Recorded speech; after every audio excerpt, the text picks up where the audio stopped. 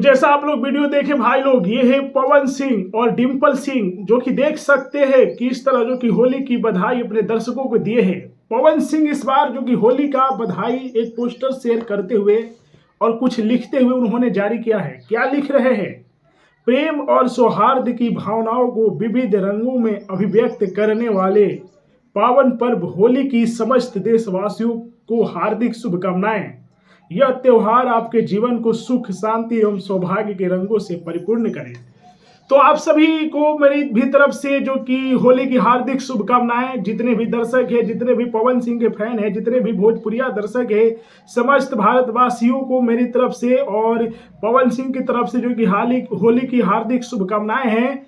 और अपने आसपास में स्वच्छता रखिए और धूमधाम से होली मनाइए।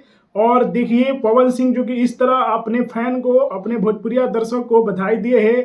आज जो कि पूरा भारतवर्ष हर्षोल्लास के साथ जो कि होली पर्व मना रहा है, रंग खेल रहा है, गुलाले उड़ा रहा है। लेकिन सावधान रखिएगा, ज़्यादा पानी की खर्ची मत कीजिएगा। हालांकि होली में तो सब माफ रहता है, लेकिन वही है। तो आप लोग कैसे होली मना रहे हैं कमेंट में बताइएगा। और यदि आप लोग भी पवन सिंह को होली की बधाई देना चाहते हैं तो कमेंट में हैप्पी होली लिख सकते हैं। वीडियो को लाइक कीजिए, शेयर कीजिए और हैप्पी होली।